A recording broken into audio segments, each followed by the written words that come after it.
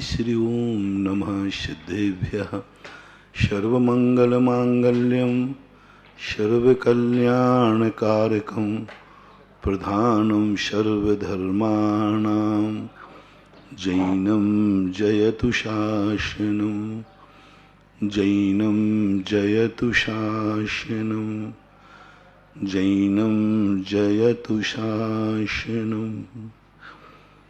पंच परमेष्टि भगवान की जय हो। आचार्य श्री गुरुवर कुंद कुंद महाराज की जय हो। आचार्य श्री गुरुवर विद्यासागर महाराज की जय। परम पूज्य आध्यात्मिक संत तीर्थोद्धारक मुनि पुंगव श्री सुधा सागर जी महाराज की जय। श्री महासागर जी महाराज की जय। श्री निष्कंप सागर जी महाराज की जय। धर्म सभा की ओर से परम पूज्य गुरुदेव के चरणों में नमोस्तु अर्पित करते हुए प्रार्थना धर्म उद्देश्य के लिए। संतों और भगवंतों की एक भावना होती है कि हर व्यक्ति सुखी रहे, आनंदमय रहे, और संसारी व्यक्ति का नेचर है कि हम सुखी जब रहेंगे जब हम जो चाहते हैं वह हमारे पास होना चाहिए।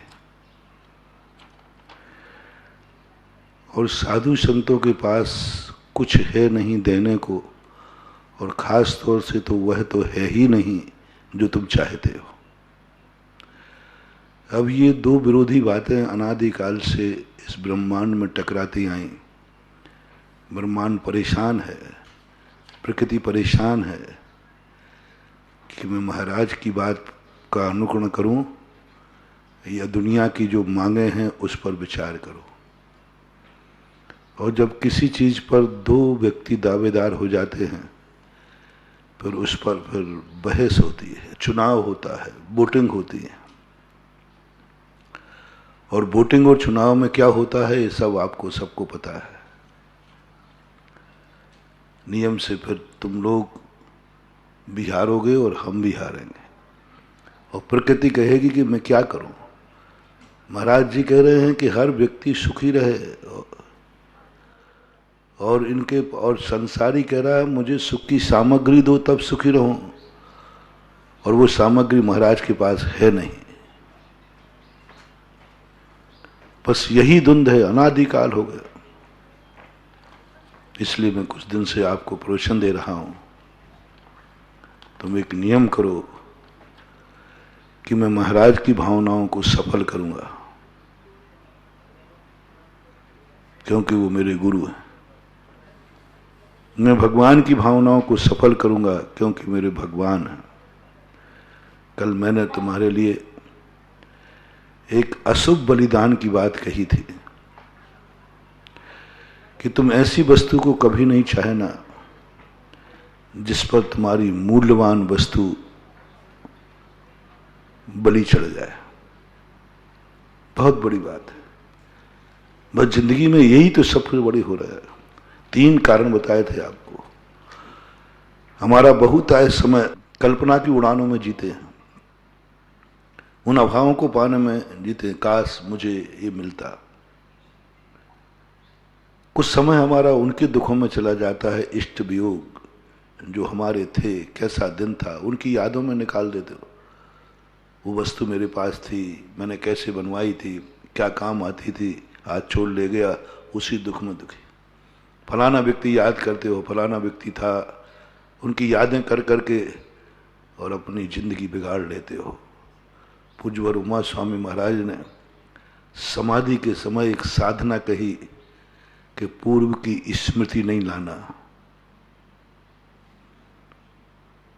पूर्व की स्मृति नहीं लाना। सुखानुबंध निदान आने, पूर्व रताश अनुस्मरण।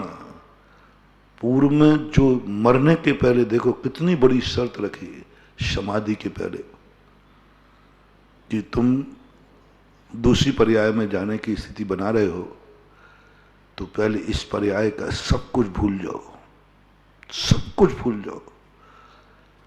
जो तुमने अच्छे और बुरे दिन देखे हैं वे मरते समय याद में ना आ जाएं, ध्यान में ना आ जाएं। जो कुछ भी, अच्छे दिन भी नहीं आओ, कोई भी दिन तुम्हारी स्मृति में नहीं रहे, तुम्हारी स्मृति मात्र वर्तमान में अपने मरण को साक्षी बनाओ। भोगे जो भोग पहले उनका ना हो स्मरण, सुमरन स्मरण नहीं होना चाहिए। यदि आ गया याद, समाधि बिगड़ जाएगी। इसकी साधना कैसे करें? अंतिम समय नहीं होगा। जैसे जैसे मरण निकट होता है, अतीत की यादें और सताती है। ये सब छूट जाएगा, ये सब छूट जाएंगे, सब छूट जाएंगे। और इसी प्रकार जब कोई व्यक्ति अपना चला जाता है तो मुझे अतीत की यादें आनी, वो था तो वैसा। कोई भी कार्य करोगे, घर में कोई वस्तु उठाओगे, रो पड़ोगे, अरे तो उसने कपड़ा सिलाया था, पहन ही नहीं पाया, मर गया। वहां जाने का टिकट कटाया था, जाए नहीं। अब कितनी यादें तुम कर करके अपना सब कुछ खो दोगे। अपना एक समय, हर समय व्यक्ति अपन मरण को प्राप्त हो रहे हैं। जो मरण के समय कहा है वह प्रति समय करना है। अपने मन से छुटकार दो इस बात को। जो चला गया वो चला गया, बस मैं उसकी स्मृति नहीं करूंगा। मैं अतीत का रोना, क्योंकि वो अतीत लौटना ही नहीं है। लौटे तो अपना समय खराब करो। तीसरा प्रश्न था, कोई ऐसी वस्तु पाने की इच्छा मत कर लेना जो मिल भी जाएगी लेकिन मूल्यवान वस्तु चुकाना पड़ेगा। इसका संविस्तार हमने कल सब बता दिया था। आज कुछ ऐसी बात बता रहा हूं जिस पर हमें विचार करना है कि हम कुछ ऐसी वस्तु जो हमारे जीवन में वर्तमान में स्मृति का विषय बन रहा है, उस स्मृति को हमें भूलना है, विस्मृत करना है। क्योंकि पुरानी कैसेट खाली नहीं होगी, नई नहीं भरी जाएगी। हमें कुछ करना है, कुछ ऐसे लोगों के लिए करना है जो हमारे लिए कुछ कर रहे हैं, हमारे लिए कुछ कर रहे हैं। अपना प्रसंग चल रहा था कि जब यदि हमें इन तीन चीजों से हम ना, तीन विकल्पों से हम ऊपर ना उठ पाए तो फिर हमें उस चीजों को किससे लेना है? पुण्यहीन से लेना है। लेकिन पुण्यहीन से ली हुई वस्तु लेते समय ध्यान रखना लौटाने का। पुण्यवान की वस्तु लौटाई नहीं जाती है, पुण्यहीन की वस्तु रखी नहीं जाती है। यदि हमने कोई चीज पुण्यहीन से प्राप्त की है, मैंने कहा था ना, तुम बिल से बाहर निकल रहे हो, तुम मानोगे नहीं, चूहा मान ही नहीं सकता। कितने की हार करो, वो एक बिल से दूसरी गिन की छलांग लगाएगा ही लगाएगा। लगाना पड़ती है, कभी शौक से लगाता है, कभी उसकी आजीविका से लगा। भूमि के अंदर बिल तक कब तक छुपे रहेंगे? कुछ परिस्थितियां ऐसी हो जाती हैं जो बाहर निकलना पड़ता है। इसलिए मैंने कहा था, बाहर निकलते समय कोई तुम्हारा रक्षक है क्या? कोई तुम्हारा सहयोगी है क्या? कोई तुम्हारे ऊपर रोने वाला है क्या? कोई तुम्हारे लिए मरने वाला है क्या? शेर तो मारने वाला है, मरने वाला नहीं है। वो तुम्हारा मरने वाला कौन है तुम्हारे ऊपर? उसकी एक पहचान हमें करना चाहिए। तो हमने कहा था संक्षेप में, पुण्यहीन, पुण्यहीनों की लिस्ट बनाओ और उनका सहयोग लो। राजा को राजा की जरूरत नहीं है, राजा को सेना की जरूरत है। राजा को सेना चाहिए। ये दुनिया में राज्य करना है तो सेना बताओ कौन है जो तुम्हारे लिए मरने को तैयार हो, और मरने के बाद मजबूरी में नहीं, तुम्हारे लिए मरेंगे और अभाग्य मानेंगे, शहीद वीर गति को। सैनिकों को देखो, दुनिया यदि सैनिकों जैसी हो जाए, उनको कुछ नहीं मिलता सैनिकों को, और कितनी वफादारी से लड़ता है। जीतता राजा है, ध्वजा राजा की होती है, मेडल राजा को मिलता है, लेकिन मरती कौन है? और कितनी वफादारी से मरते हैं। गर्व के साथ मरते, मैं राजा के लिए मर गया। जितने सैनिकों को देखो आप, युद्ध देखना, पुराने युद्धों को देखना। आज के युद्ध तो नौकरियों के हो गए, सेना नौकर है। पहले के युद्ध देखो, मरते थे, राजा से ज्यादा प्रेस्टीज, अवभाग्य मानते थे, अवभाग्य मानते थे। चंद्रगुप्त के समय, चंद्रगुप्त के सैनिक था, उनके पिताजी के समय का, वो चला करके जनता के बीच में अकेला बचा, तो भी कूद गया, राजा को बचा लिया, मर गया, उसको कुछ मिलने वाला नहीं है। जैसा सैनिक एक राष्ट्र के लिए समर्पित हो जाता है, उसको कुछ हालत नहीं, कुछ नहीं चाहिए, वो अपना कुछ नहीं, घाव सहन करता है, मौत सहन करता है, अपने परिवार को अनाथ करता है, माँ को निपुति करता है, पत्नी को विधवा करता है, बच्चों को अनाथ करता है, और राजा को जिंदा रखता है। अपने बेटे की बड़ी पन्ना धाय, महाराणा प्रताप। क्या है ऐसे लोगों को देख करके, ये कहानी सुनकर के एकदम स्तब्ध, ऐसी भी आत्मा है। एक राजा के बेटे को बचाने के लिए अपने बेटे की बलि चढ़ा दी, दीप दान के नाम से। सामने बेटा राजकुमार सो रहा है,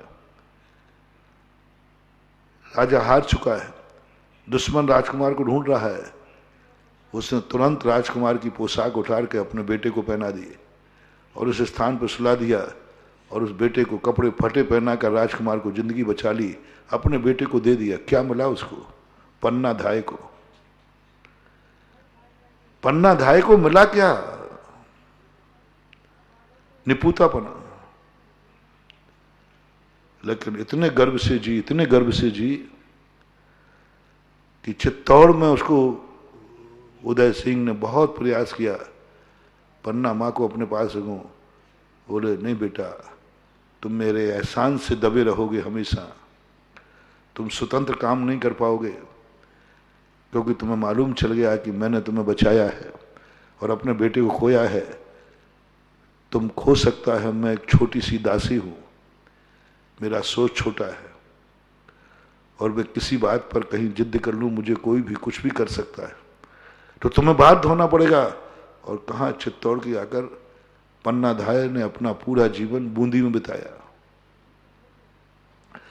बूंदी में एक गांव के बाहर, बूंदी के शहर के बाहर, एक गरीब बच्चों की सेवा में बिताया, निपुति होकर बिताया, अकेली, ओनली वन पीस। राजकीय सुख छोड़ दिया उसने, राजा बना दिया, मेरा काम हो गया, राजा बना दिया, बस राजा को, राजा राजकुमार को राजा बना दिया, स्वयं ने कुछ नहीं पाया। ये कहलाते देश के सैनिक। ऐसे एक नहीं, सैकड़ों, चाहे राणा प्रताप हो, जितने जितने बड़े बड़े राजा हुए हैं, ये स्वयं की दम पर नहीं, सैनिकों के समर्पण पर हुए हैं। यदि सैनिक बेईमान हो जाएं तो पराजय भी हुई है, हो जाता है। लेकिन ऐसे समर्पण सैनिक कि जो मरने को तैयार, इनसे सीखना, शिक्षा लेना चाहिए। जब युद्ध आप लोग पुराने युद्धों के संबंध में सुनते हैं, तो आज की सेनाओं को सबक लेना चाहिए। और ऐसे आज भी सैनिक हैं, ऐसी बात नहीं है, ऐसे बहुत सैनिक हैं जो आज देश के लिए मर जाते, चाहे तो वे अपना जीवन बचा सकते हैं। एक बहुत छोटी साहित्य की क्लासों में लहना सिंह की कहानी चलती थी। लहना सेन एक सैनिक था, ऊपर से दुश्मन की बटालियन जा रही थी, वो गड्ढे में छुपा हुआ था, उसको खांसी आई, इतने जोर की खांसी आई, यदि वो खांस देता है तो देश के ऊपर बहुत बड़ा खतरा है। उसने अपने मुंह को इतने जोर से दबाया कि मुंह से और नाक से खून आ गया, लेकिन खांसा नहीं। और बहुत बड़ी विजय हुई थी उस समय। लहना सिंह था वो, चाहता तो वो अपनी जिंदगी बचा लेता, प्राण बचा लेता। नहीं, मेरे प्राण नहीं बचना, देश बचना चाहिए। मैं रहूं या न रहूं, भारत देश रहना चाहिए। मैं रहूं या नहीं रहूं, लेकिन हमारा देश आजाद होना चाहिए। मर गए वे बड़े बड़े शहीद, क्यों मरे? चंद्रशेखर आजाद, सुभाष चंद्र बोस मर गए, फांसी पे चढ़े, बोले चढ़ा दो, कोई फर्क नहीं पड़ता, हमारा देश आजाद होना चाहिए। हमें क्या क्या मिला उनको? मर गए, मौत मिली, जवान अवस्था में मौत मिली, क्या मिला उनको? मुझे समझ में नहीं आ रहा है। क्या आनंद मिला उनको? आनंद बहुत मिला। सारी दुनिया कह रही है इनको क्या मिला? मौत। और चंद्रशेखर आजाद कह रहा है मुझे क्या मिला? सारी जन्नत, क्योंकि मैं चाहता हूं कि देश आजाद होना चाहिए। थोड़ी सी भी स्वार्थ की गंध रहेगी, वो कभी किसी के साथ ईमानदार वफादारी नहीं बदले, चाहे वो धर्म हो अथवा राजा हो, राजनीति हो, परिवार हो। थोड़ा सा भी स्वार्थ की गंध आ जाए, मुझे क्या मिलने वाला है, मुझे इससे क्या मिलेगा, बस समझ लेना अब मिटने का समय आ गया। बस मुझे कुछ नहीं मिलेगा, सब कुछ सामने वाले को मिलेगा, सब कुछ राजा को मिलेगा। और मैं राजा को राजा देखना चाहता हूं बस। राणा प्रताप जब अंत में साका युद्ध लड़ने लगे, उनके मंत्री ने राणा साहब को बेहोश कर दिया, दवाई मिला दी बेहोशी की, और एक सैनिक से कहा इनको लेके भागो, जितनी दूर भाग सको, और दुश्मन के सामने मैं जाता हूं। अकेला क्या करेगा? दुश्मन के सामने मरना निश्चित है, मैं मरता हूं, राणा को बताओ। अरे भाई दोनों परिवार अलग हैं, सेनापति था, राणा को बचा लिया, स्वयं मर गया। ऐसी सेना जिसके पास हो, सेना पुण्यवान नहीं होती, पुण्यहीन होती है। सेना बड़ी नहीं होती, राजा बड़ा होता है, हुकूमत बड़ी होती है। और लेकिन ऐसी सेना राजा को मिले, वो राजा अभेद्य है, वो राजा का कुछ नहीं बिगाड़ सकता, कुछ नहीं बिगाड़ सकता। कितने भी युद्ध लड़ो, छोटी सेना है लेकिन वफादार है, छोटी सी सेना है, कोई कुछ नहीं बिगाड़ सकता। उतर जाओ मैदान में, किसके बल पर? स्वयं के बल पर नहीं। राजा का कोई बल है तो दल बल है, हाँ वही सबसे बड़ी शक्ति है, और राजा उसके बल पर बड़े बड़े युद्ध जीत जाता है। मैं आपसे कहना चाहता हूं, बिल से बाहर निकलने के पहले तुम राजा बन के घूमना चाहते हो, क्या तुम्हारे पास ऐसी वफादार सेना है? जिसे हमने पुण्यहीन कहा था। कोई पुण्यहीन है जो तुम्हारे लिए समर्पित हो जाएगा, तुम्हारे लिए मर जाएगा, तुम्हारी रक्षा करेगा? है कोई? क्या? खोजो, देखो, विचार करो, निकलने के पहले लिस्ट बनाओ, है कोई? जब भी तुम किसी संकट में पड़ो, जब भी दुनिया में किसी रास्ते पे चलो, तब कहीं चलो एक विचार करके चलना कि इस दुनिया में कौन है जब तुम्हारा आंसू पहुंच सकेगा, कौन है मेरे मरने पर रो सकेगा, कौन है जो मेरे लिए मर सकेगा, कौन है जो मेरे लिए जी रहा हो दुनिया में, मेरे लिए जी रहा हो।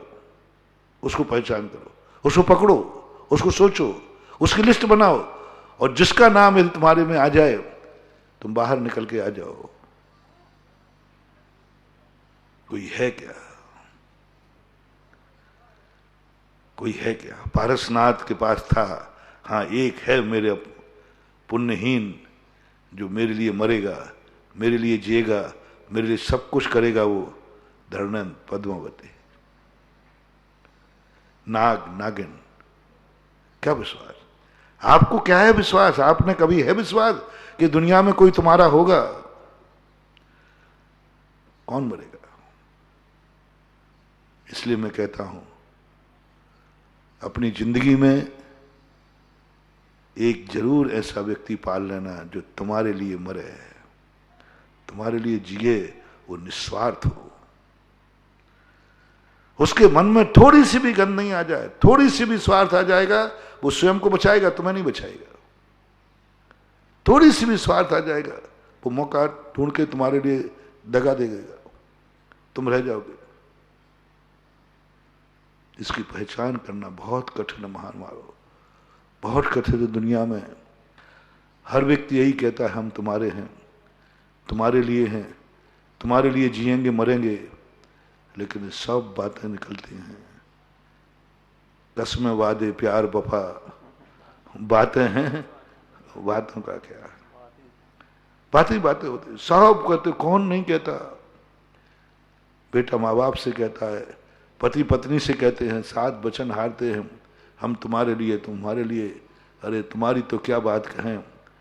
गुरु और चेले जो महावृत्ति होकर के भी गुरु से कहते हैं, जब तक मेरे घट में श्वास है तब तक हम तुम्हारी आज्ञा में चलेंगे, तुम जो कहोगे वो करेंगे, तुम्हारे दिए हुए व्रत पालन करेंगे। सब लोगों के दीक्षा के दिन के प्रवचन सुनना, और किसी के दिन के नहीं कह रहा हूं, दीक्षा के दिन का प्रवचन सुनना, क्या जोश होता है। ऐसे होता है कुछ पूछो मत। और कुछ दिन बाद पता क्या नहीं होता, गुरु रह जाते हैं, गुरु की आज्ञा रह जाती है, गुरु के व्रत टूट जाते हैं, शिथिलाचार पनप जाता है,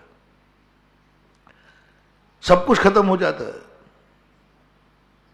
तो हम संसार के क्या कहें। जो महाव्रत धरने वाले भी अपने वायदे भूल जाते हैं, स्वार्थ की गंध वहां भी आने लग जाती है। तो संसार तो बहुत छोटा है, बेचारे बहुत है। इसलिए संसार में भगवान को खोजना सरल है, गुरु को खोजना सरल है, नमोकार मंत्र को खोजना सरल है, लेकिन जिंदगी में एक वफादार मिलना कठिन है। भगवान मिलना कोई कठिन नहीं है, अनंत बार भगवान मिल चुका, ऐसी बात नहीं। भगवान कोई कठिन नहीं है, भगवान को पाना बहुत ईजी है, भगवान का संगति देना बहुत ईजी है।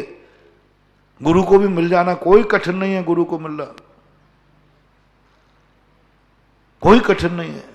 ये तो बहुत इजी अप्रोच है भगवान के पास कोई ज्यादा मेहनत नहीं करना पड़ती। भगवान को पाने के लिए कोई ज्यादा मेहनत नहीं पड़नी। गुरु को पाने के लिए कुछ नहीं करना, गुरु सहज में मिल जाता है। शास्त्र भी कोई ज्यादा मेहनत नहीं करना। ये ज्ञान, इस शब्दों का ज्ञान बहुत सरल है। सबसे कठिन है अपनी जिंदगी में एक वफादार मिलना। भगवान हमारे लिए नहीं जिएंगे, वे अपने लिए जी रहे हैं। हमारे लिए ज्यादा कुछ नहीं करेंगे, वे अपना सोच रहे हैं। वो हमारा ध्यान नहीं करेंगे, वे खुद का ध्यान कर रहे हैं। उन्हें नहीं पड़ी कि दुनिया में क्या हो रहा है, वे तो आत्मा में लीन है। मैंने भगवानों का स्वरूप पढ़ा जैन दर्शन के अनुसार।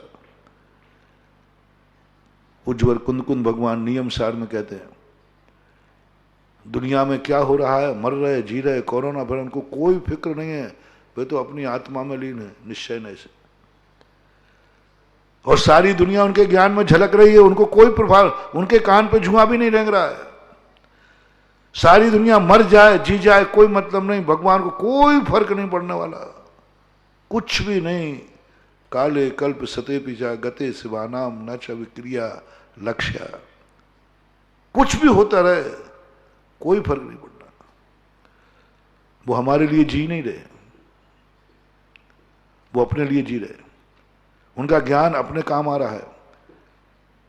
उन्होंने जो अनंत चतुष्टय प्राप्त किया वो सब उनके खुद के काम आ रहा है।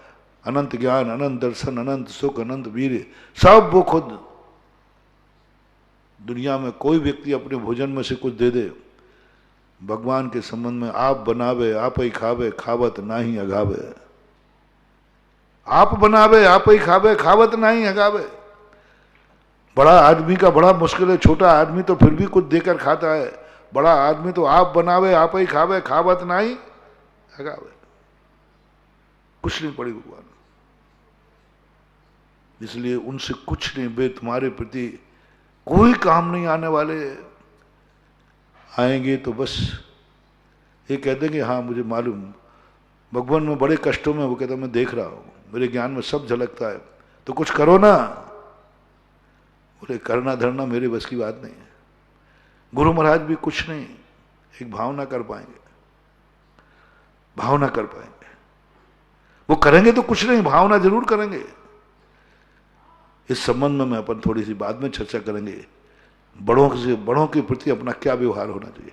अभी मैं कह रहा हूं, अभी तुम्हें संसार में जीना सिखा रहा हूं। ये उजड़ी हुई दुनिया आबाद हो जाए, ये उजड़ा हुआ चमन बहारें खिल जाएं, ये विनाशकालीन जहरीली हवाएं ऑक्सीजन बन जाए, ये नदियों का प्रदूषण जल दूध की नदियां बन जाए, ये सारी शस्य श्याम उजड़ी हुई भूमि सस्य श्यामला बन जाए। ये दुनिया को भी, जो दुनिया में हम रहे हैं, उस दुनिया को हमें उजाड़ के नहीं जाना।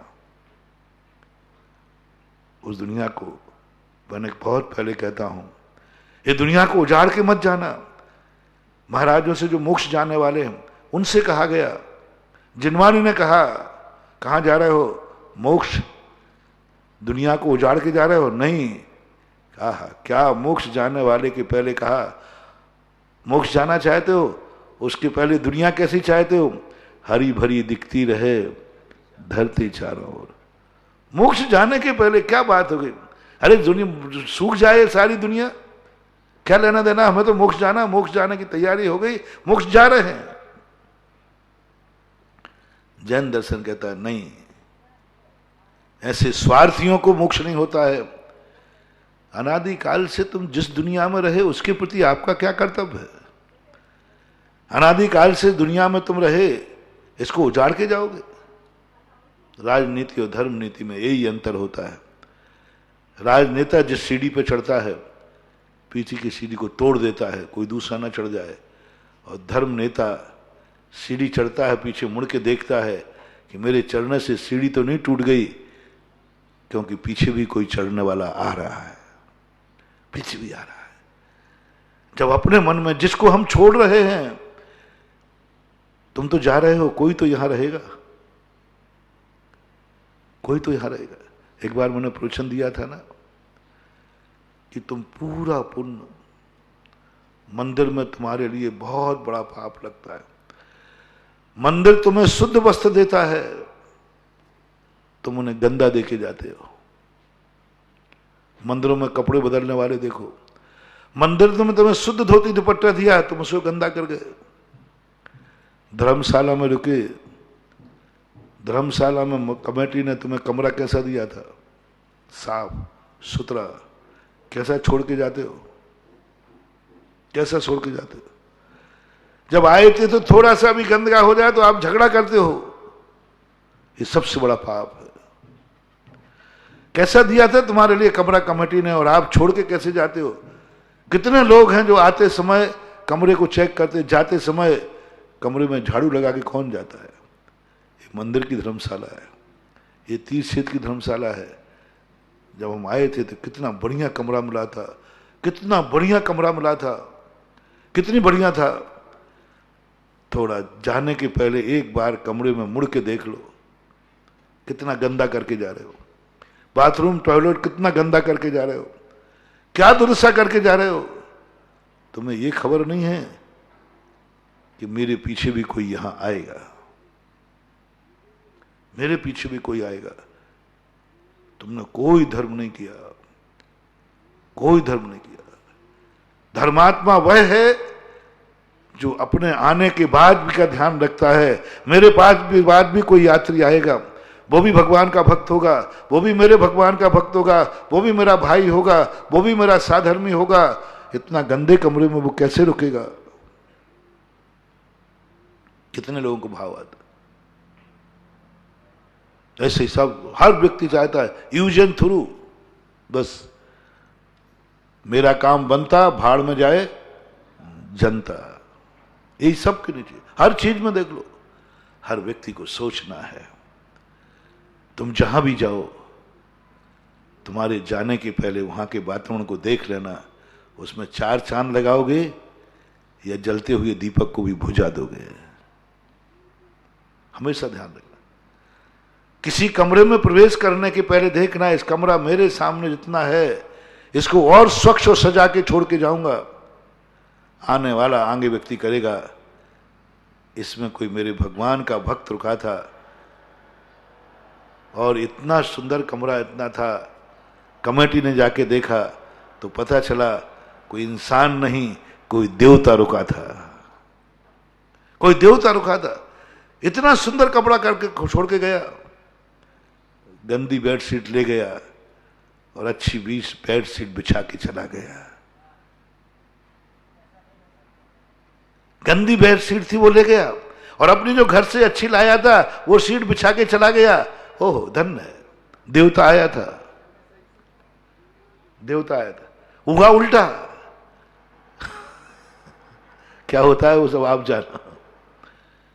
और कमेटी कमरे, जब तुम्हारे जाने के बाद कमेटी को कमरा देखे, कोई इंसान देखे और मेरा जैसा साधु की दृष्टि पड़ जाए तो मैं तो यही कहूंगा, लगता है यहां कोई राक्षस रुका था, कोई संस्कारहीन व्यक्ति रुका था, कोई नीच व्यक्ति रुका था।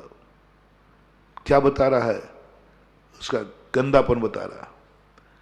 उसके जाने के बाद क्या है? हर व्यक्ति, मैं हमेशा कहता हूं, जाने के बाद पता करो कि कौन व्यक्ति मरा है। जाने के बाद यहां से कौन व्यक्ति गया है, वहां का वातावरण देखो जाकर के, वो वातावरण कैसा बन गया है। गंदा है तो राक्षस है, और अच्छा करके गया है तो कोई देवता गया है। महानुभाव, मुंह के सामने तो हर व्यक्ति तुम्हें देवता कह देगा, पीठ पीछे जिसकी प्रशंसा हो जाए समझ लो वही प्रशंसनीय है। मुंह के सामने नहीं, सम्मुख नहीं। मुंह के सामने तो अपन किस किस की प्रशंसा नहीं करते। वो एक पुलिस वाला भी अपना ऑफिसर आया तो सैल्यूट ठोकता है यूं, और आगे निकलने के बाद पीछे से यूं करता है। अहंकार में मत रहना कि मेरा क्या रौब है, मैं कहीं से सब यूं ठोकते हैं। थोड़ा पीछे आंखें लगा के देख क्या हो रहा है। समझो नीति को।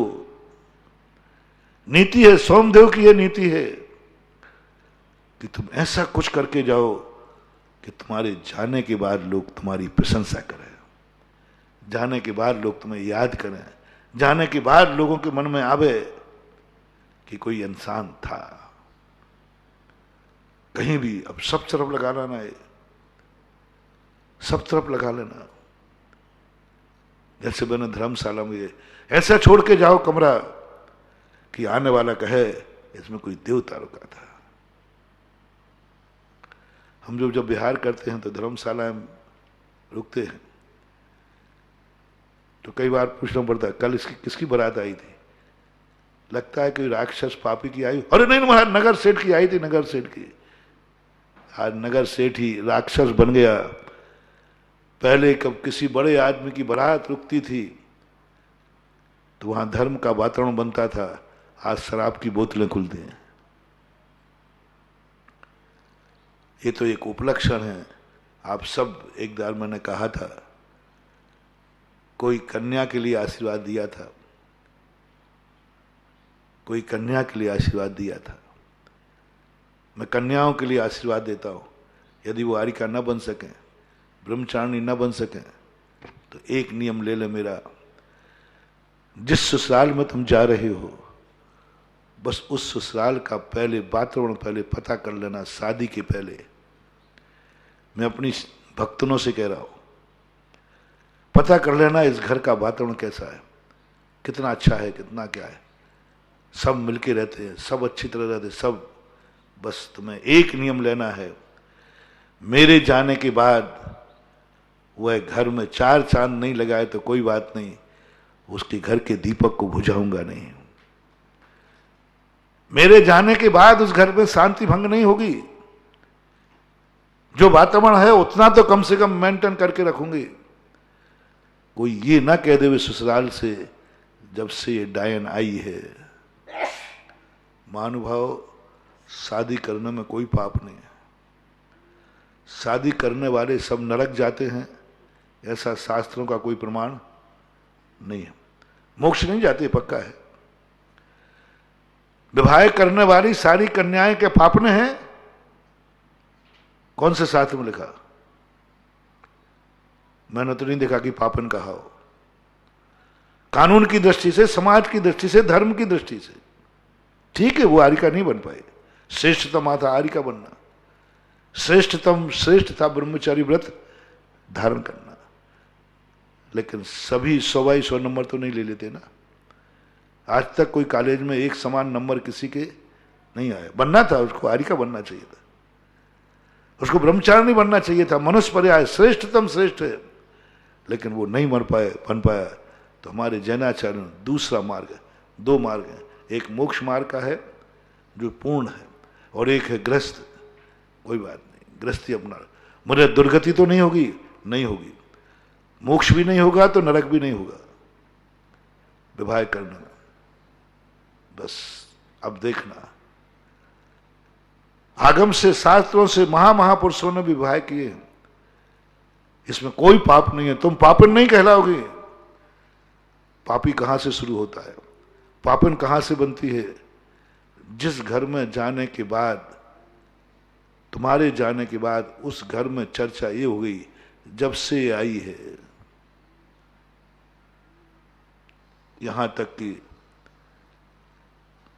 तुम्हारा पति भी कह उठा, मैंने इससे विवाह करके गलती की, मेरा घर कितना अच्छा था, मेरा घर कितना सुहाना था, मेरे घर में कितना वात्सल था, हम सब भाई एक साथ बैठते थे, हम सब भाई एक साथ खेलते थे, एक साथ सब कुछ होता था। जब से आई है परिवार तहस नहस होगा। जाओ, इससे बड़ी पापिन, इससे बड़ी डायन, वो डायन नहीं है जो झाड़ा फूकी में लाते हो, शागनी डागनी, सबसे बड़ी डायन है वो। आज इस मंच से उसको डायन घोषित करता हूं, पापन घोषित करता हूं, जिस घर में जाने के बाद उस घर की शांति भंग हो गई, उस घर में कलह हो गई, उस घर का सब कुछ खत्म हो गया, सब कुछ खत्म हो गया, छिन्न भिन्न हो गया। ऐसा होता है कि नहीं? बंधु महानुभाव, शादी करना पाप नहीं है, शादी करने के बाद ससुराल में डायन मत बनना। पड़ोसी कहने लगे, मैंने इस घर का जो वातावरण देखा था, लेकिन जब से ये औरत आई है इस घर को नजर लग गई। क्या बोलते हैं?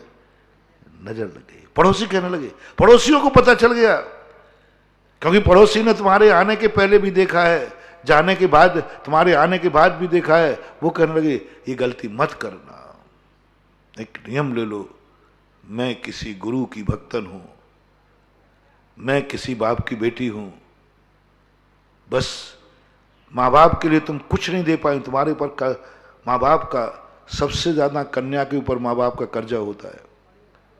सबसे बड़ा एक दुर्भाग्य होता है कि कन्या माँ बाप पालते हैं, उसको पढ़ाते हैं, लिखाते हैं, सेवा करते हैं, नहाते धुलाते, कपड़े सब कुछ करते हैं, लेकिन जब कमाने की बात आती है वो ससुराल चली जाती है। कितना बड़ा जुर्म।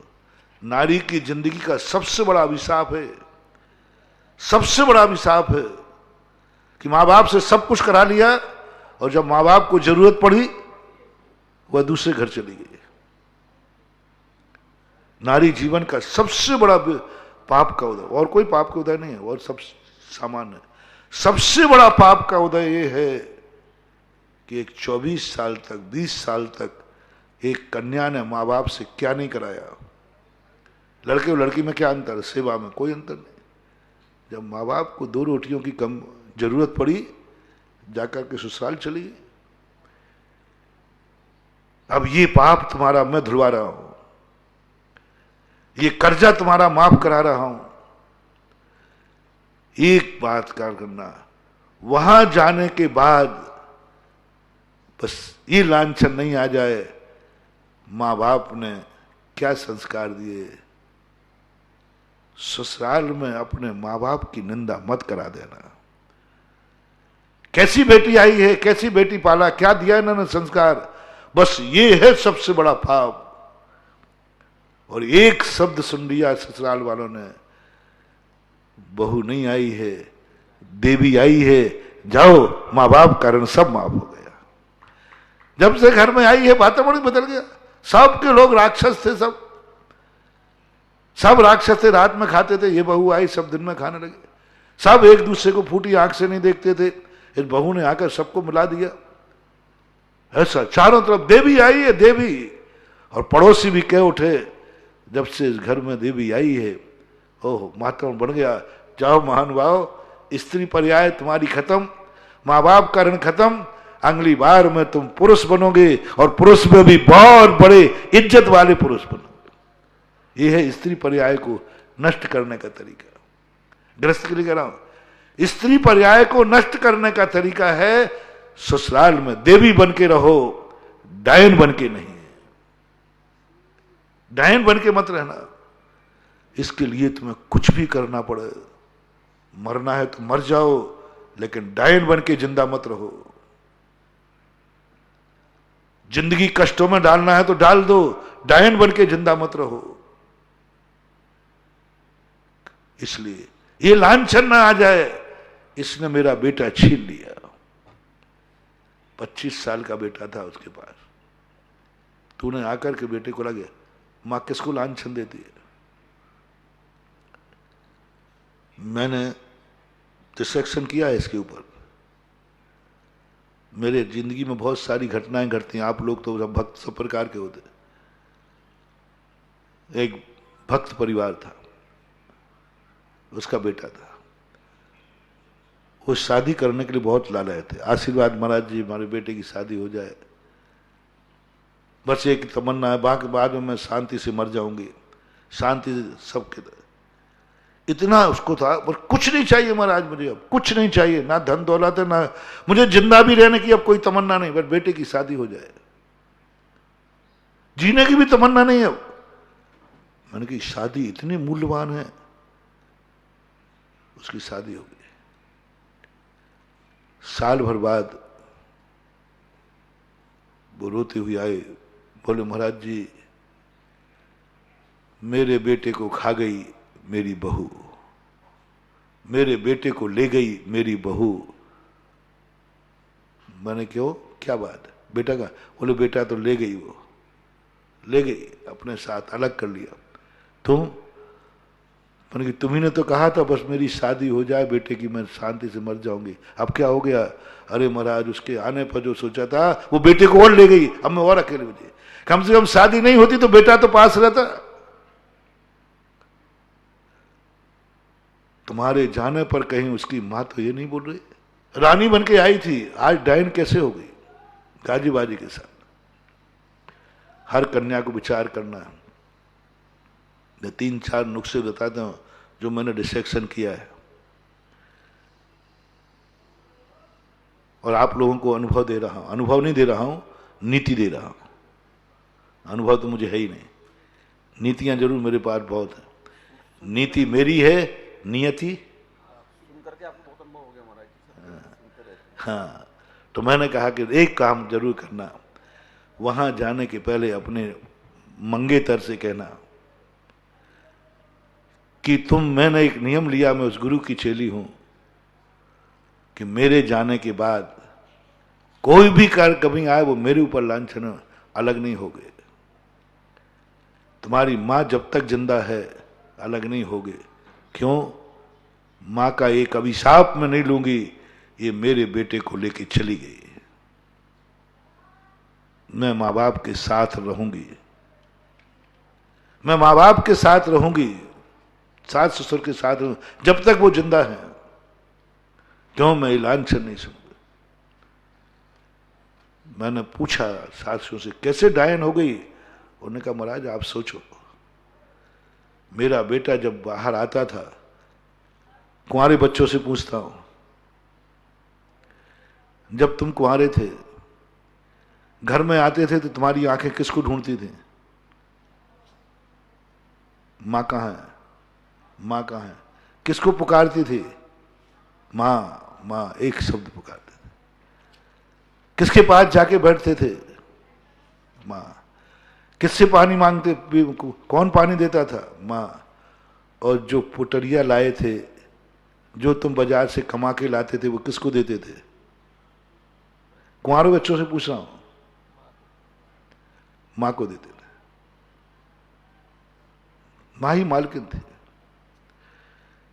अब ये तो हुआ तुम्हारे कुंवारेपन के, अब शादी के बाद और बता देना तुम, क्योंकि उसके बाद की पता नहीं है। कुंवारेपन की तो कुछ थोड़ी स्मृतियां हैं, शादी की बात की पता नहीं। अब शादी हुई है तुम्हारी, तुम बाहर से आए हो, तुम्हारी आंखें सबसे पहले घर में किसको देखेंगी? झूठ मत बोलना। महाराज जी मां पुरानी हो गई, पत्नी नई है, पत्नी को देखोगे, पहली आंखें देखना पसंद करेंगी पत्नी को। तुम सबसे ज्यादा घर में आते ही मां और पत्नी है, किसके साथ ज्यादा बैठना पसंद करेंगे? आज के छोरे पत्नी के साथ। किससे बोलना पसंद करेंगे? पत्नी से। और अमंतम और बता दो, जो कमाई लाए हो वो तुम किसे देना पसंद करोगे? मां है और पत्नी है, दोनों हैं। आपका क्या भाव है? और उसमें और थोड़ा कर लो, 2 नंबर की कमाई है जो किसी को पता नहीं है, वो किसको देना पसंद करोगे? पत्नी को। मां कोई बुद्धू नहीं है, तेरी मां है रे, उसकी भी आत्मा है, उसका भी मान सम्मान है। आज जन्म देने वाली मां का इतना अपमान कि बेटा घर में आया, उसने देखा ही नहीं, मैं दरवाजे पे बैठी रही, मेरे से बोला ही नहीं, और आज मेरे पास 1 रुपया भी खर्चा को नहीं, पूछता नहीं।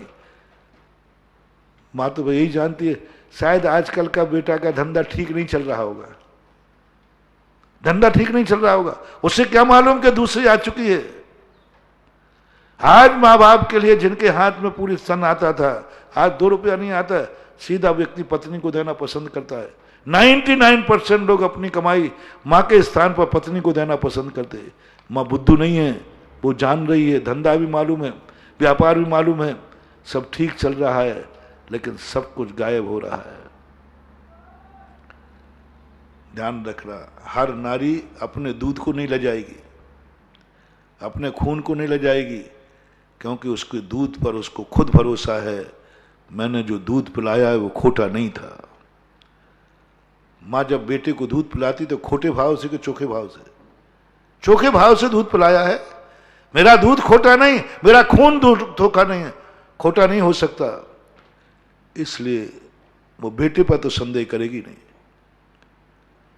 कि मेरा बेटा बिगड़ गया, मेरे बेटा ऐसा क्यों कर रहा है, ये नहीं करेगी। वो तुरंत दिमाग लगाएगी, ऐसा मेरा बेटा कब से हुआ है, और जब से ये डायन आई है, ये आई है, ये इसने बिगाड़ दिया। 99% सासुएं, उनका बेटा दुर्व्यवहार करता है, उसका आरोप बहू पे जाता है, उसकी पत्नी पे जाता है, इसने किया सब कुछ, सब यही लगाते हैं। ये जिंदगी का सबसे बड़ा अभिशाप है महानुभाव, सबसे बड़ा अभिशाप है। मैं सारी अपने भक्तों से कहना चाहता हूं, शादी करने के पहले जब तुम्हारा पति घर आवे और वो माँ के पास जाके सीधे तुम्हारे पास आवे, फटकार देना। मेरे आने के पहले किसके पास बैठते थे? बोले माँ के पास। पहले वहां बैठिए, माँ के पास बैठिए जाकर के। मैं इस घर की बहू रानी बन के आई हूं, मुझे डायन नहीं बनना है, ध्यान रखना। मैं जिस गुरु की भक्तन हूं, उन्होंने कहा ससुराल में डायन नहीं बनना, पहले वहां बैठिए, तुम्हारा मेरे पास बैठना मुझे डायन बना देगा। मेरे आने के पहले पानी किससे मांगते थे, रोटी किससे मांगते थे? बोले मां से। मां परोसेगी, मैं नहीं परोसूंगी, बनाऊंगी मैं। पहले की कुछ कम होती थी ऐसी महिलाएं, अपने पति को कभी सबके सामने भोजन नहीं परोसती थी, मां परोसती थी, मां परोसती थी। 96,000 रानियों ने कभी चक्रवर्ती को भोजन नहीं परोसा, नंदा सुनंदा परोसती थी। वो भोजन करने आते थे, बहुएं मां को बुला के लाते थे, मां वह भोजन करने आया। सारी बनाती रानियां थी, सब कुछ जो कुछ करना है, लेकिन अंत में जब थाली में जाएगा, मां के हाथ को छू करके ही रोटी जाएगी चक्रवर्ती की थाली में। और मां के हाथ की छुई रोटी नहीं होती, प्रसाद होती है। मैं बनाऊंगी, लेकिन परोसेगी तो मां, मां के हाथ से खाओगे। मैं कहता हूं यदि ये सारियों में आ जाए, और तीसरा, जैसे ही पैसा लेके आवे और पत्नी को देवे तो पत्नी को कहना, मेरी कन्याओं से कहना है, पूछ लेना ये पैसा पहले किसको देते थे? बोले माँ को। उठाइए, बोली माँ को दीजिए, माँ को दीजिए। मैं डायन नहीं बनना चाहती हूं, मां को दीजिए आप। तुझे खर्चे मैं मां से लूंगा, तुमसे नहीं लूंगा। जिस घर की कन्या अपने पति से खर्चा ना लेवे, पति का पैसा ना लेवे, मां के हाथ से लेवे, वह एक दिन सासू कहेगी मेरी बहू नहीं है, साक्षात देवी आई है। मैं मन से सुख विचारूंगा, जगत के संबंध में सोचूंगा, परमात्मा के संबंध में सोचूंगा। 24 घंटे मेरा मन पाप की बातें सोचता है, संसार की बातें सोचता है, कसाई की बातें सोचता है। चलो छोड़ो, मैं उन सब की चर्चा नहीं कर रहा हूं। तो मैं क्या क्या विचार करना, मैं बस एक चर्चा कर रहा हूं। 24 घंटे में कुछ समय ऐसा निश्चित करो, इस समय मैं क्रोध नहीं करूंगा, इस समय में मान नहीं करूंगा, इस समय में मायाचारी, इस समय में लोभ नहीं करूंगा, इस समय में अच्छा सोचूंगा, इस समय में अच्छा देखूंगा। पूरा नहीं कह रहा हूं, एक निश्चित कर दो, मैं अच्छा देखूंगा। एक समय निश्चित कर दो, मैं इस समय अच्छा देखूंगा। नियम ले लो, इतने समय में मंदिर में रहूंगा, भगवान को देखूंगा, अच्छा देखूंगा। क्योंकि ये नियम क्यों बांधे गए, समय क्यों बांधा गया नियम का? एक नियत का बहुत बड़ा फर्क है। दर्शन तो तुम कभी भी कर लोगे, लेकिन नियत समय, मेरी आंखें इस समय अच्छा देखेंगी, अच्छे व्यक्ति को देखेंगी, बुरे को देखेंगी नहीं। कर लो नियम, 24 घंटे में इस समय इन कानों में मैं अच्छी बात सुनूंगा, नमोकार बंद सुनूंगा, साथ सुनूंगा, जिनवाणी सुनूंगा, परोपकार की बातें सुनूंगा, जो बातें हैं अच्छी बातें सुनूंगा, जिन्हें दुनिया अच्छा कहती है, जिन्हें मेरे गुरु अच्छा कहते हैं, जिनके लिए मेरे शास्त्र अच्छा कहते हैं। मैं एक जो भी आपको टाइम बांधना है उस समय एक कर दो। मेरा बहुत बड़ा लाभ दे रहा हूं महानुभाव। छोटे से में एक निश्चित कर दो, इस समय मेरे भाव बुरे नहीं होंगे। भाव, इस समय मैं गलत नहीं बोलूंगा। इस समय मैं नियम लेता हूं, 24 घंटे में इतने मिनट में गलत नहीं बोलूंगा, क्योंकि उस समय में भक्तांबर पढ़ता हूं। कैसे बचोगे? आपने नियम ले लिया कि मैं 10-20 आध घंटे गलत नहीं बोलूंगा इतने बजे। अब कैसे रोकूं इसको? गलत बोलने में आ जाएगा। बोलना तो कभी भी आ सकता है। मैं नियम ले, इतने बजे से इतने बजे मैं भक्तांबर पढ़ूंगा। मैं टाइम फिक्स कर दो, वो शुभ पढ़ूंगा, शुभ बोलूंगा, पूजा करूंगा, स्तुति बोलूंगा, जो कुछ भी तुम्हें करना है। महावीर ने क्यों साधुओं के आवश्यक समय से फिक्स किए, समय बांधा हर आवश्यक के लिए। इस समय ये करना, समय की कीमत कर दी। क्यों? कम से कम 24 घंटे तुम कहीं कम पड़ जाएगा तो उस समय के जो शुभ भाव किए हैं उन भावों का पुण्य तुम्हारे काम आ जाएगा। उस समय का पुण्य आ जाएगा कि हम इतने बजे ये शुभ कार्य करेंगे। नियत कर दिया, हर काल का नियत है, सारे आवश्यक नियत हैं, सब आवश्यक नियत कर दिए। नियत करो, स्तुति वंदना के लिए नियत काल कर दिया, लिखा है शास्त्र में कब वंदना स्तुति करना। प्रतिक्रमण का लिखा है कब प्रतिक्रमण करना, सामायिक का लिखा है कब सामायिक करना। नियत कर दिया तो अपन को भी, आप लोगों को, सबको कुछ नियत करो, नियत करो। इतने समय में शुभ बोलूंगा, मेरे मुंह से अशुभ नहीं निकलेगा। इतने समय में पैरों को नियत करो, इतने बजे पैर किसी गलत कार्य के लिए नहीं जाएंगे, अच्छे कार्य के लिए जाएंगे। कुछ नियत करो। दुकान पर बैठे बैठे नियत करो, 1 घंटे की कमाई मैं धर्म कार्य के लिए कमाऊंगा। 1 घंटा, महाराज 1 घंटे जाना होता है, आप समझ, आध घंटे चला, आध घंटे ठीक है, 10 मिनट कर लो, चलो 10, चलो महाराज ने कहा 10 मिनट, चलो तुम तो जो कहो करो तो सही। 10 मिनट कर लो कि इतने बज के इतने मिनट पर जो भी कमाई आएगी वो सब दान में जाएगी। कर लो, इस समय पर जो आएगा वो धर्म में जाएगा। कर लो, तुम पहली मछली जाल में फंसेगी वो जिंदा रहेगी, पकड़ लो, इतना ही कर लो। पहला ग्राहक जो आएगा वो दान में जाएगा। अरे बनियो, वो धीवर बेचारा मर गया। यही तो बात महान है। एक मछली नहीं मारूंगा, जो मेरे पहले जाल में आएगी वो अवध होगी, वो मारी नहीं जाएगी, अवध होगी। एक मछली। तुम ऐसा नियम कर लो, पहला ग्राहक धर्म का ग्राहक, पहला ग्राहक पारसनाथ का ग्राहक, पहला ग्राहक गौशाला का ग्राहक, पहला ग्राहक गरीब का ग्राहक, पहला ग्राहक परोपकार में जाएगा। पहला ग्राहक, मैं ज्यादा नहीं कह रहा हूं, पहला ग्राहक। महाराज जी खतरा है कहीं पहले ही ग्राहक आ गया जम गया। अब वो तो देखो, वो तो अपनी अपनी बात है, लोभ मत करना। पर पहला ग्राहक जैन दर्शन कितना उदार है। एक मछली पर धर्मात्मा बना दिया कि एक मछली नहीं मारूंगा, और 5 बार वो मछली आई, मर गया भूखो, लेकिन उसने नहीं कहा। तुम एक नियम ले लो, एक ग्राहक, पहला ग्राहक धर्म में जाएगा। जो पहला ग्राहक आएगा उसकी कमाई धर्म में जाएगी। वो एक ग्राहक भी तुम्हें उस धीवर के समान ना जाने कहां से कहां ले जाएगा। धीवर कभी स्वर्ग नहीं जाता क्योंकि मछली मारता है, लेकिन वो स्वर्ग गया क्यों? क्योंकि एक मछली को छोड़ दिया।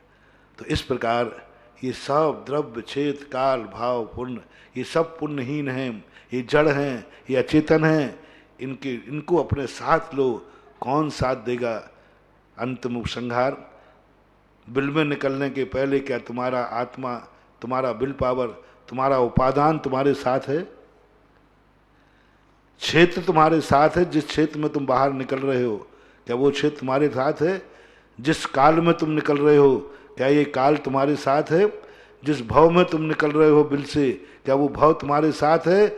जिन परिणामों के साथ निकल रहे हो, क्या वो परिणाम तुम्हारे साथ हैं?